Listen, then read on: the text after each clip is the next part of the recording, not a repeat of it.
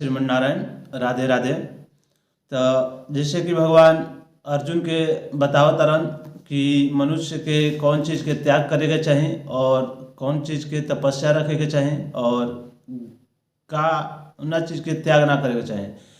तो मनुष्य के जौन बड़ुए कर्म फल के त्याग करे के चाही कि कर्म आपन निरंतर करत रहे के चाही, ओकर फल के चिंता ना कैले बिना, और कभी भी यज्ञ दान और तपस्या के कर्मों का भी त्याग नहीं करना चाहिए। यानी यज्ञ के त्याग ना करे के चाहिए। यज्ञ कौन चीज, जौन भी रौरा कर्म करता नहीं रौरा खातिर उहे यज्ञ बा।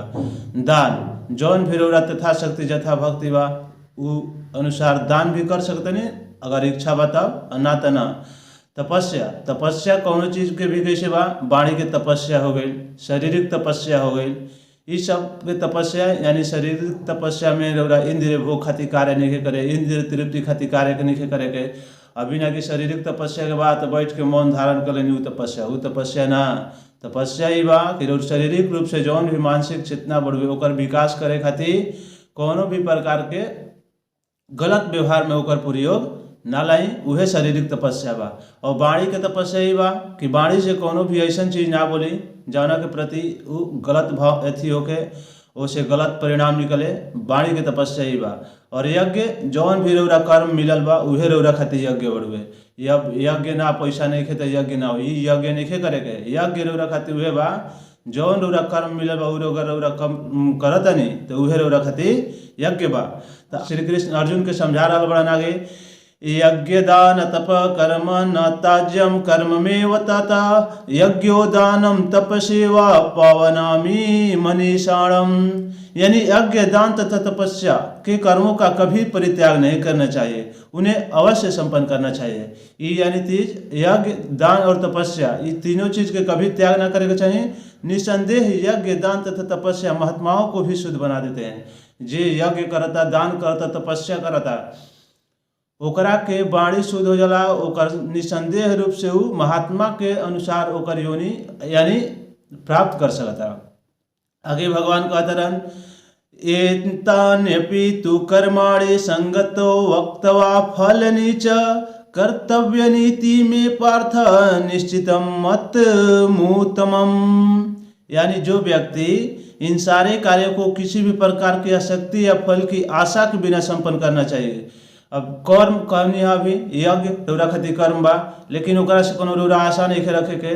दान अभी ना कि दान फलानवा के दे देनी तो ओकरा से हमरा लाभ मिली, एहू खातिर दान नहीं के करे के। और तपस्या भी उबाड़ुए कौनो भी मैंने कर्म करी ओकर फल के त्याग करके ओकर जौन भी आशा मत रखी वो चीज़ से।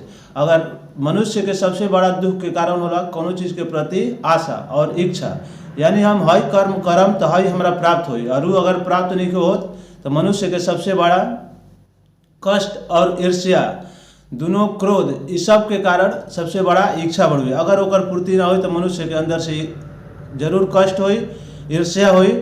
हे पृथापूर्त इन कर्तव्य मानकर संपन्न किया जाना चाहिए, यही मेरा अंतिम मत है। भगवान के भी अंतिम मत बा कि कोनो भी जौरा बेरौरा कार्य मिलल बा वो कर्तव्य मान के करे के चाहिए। ओकरा के ई ना कि ओकरा से आशा परिणाम ओकर का होई ऐसे तनिको ओकर व्याकुलता ना आवे के चाहिए। ओकर परिणाम होई जवन भी आई तवन सही आई। निसत्ते तु संन्यास कर्मणो नोपदते मोहातस्य परित्याग सतामासः परिकृतित। यानी निर्दिष्ट कर्तव्य को कभी नहीं त्यागना चाहिए। यानी निर्दिष्ट कर्तव्य जो कार्य भौतिक तुष्टि के लिए किए जाते हैं उसे अवश्य ही त्याग दे। और लेकिन जिन कार्यों में आध्यात्मिक उन्नति हो, यथा भगवान के लिए भोजन बनाना, भगवान के लिए योग करना, भगवान के लिए तपस्या करना, वो कर्म ना त्यागे के चाहिए। भगवान खातिर ओरा कर्म कर सकता नहीं, लेकिन कोनो ऐसा कार्य ना करी जो कि तुष्टि हो गए, ओकरा से तुष्टता यानी दुष्टता के भाव प्रकट हो जाए। और यदि कोई मोहवश अपने नियत कर्मों का परित्याग कर देता है तो ऐसे त्याग को तामसी कहा जाता है।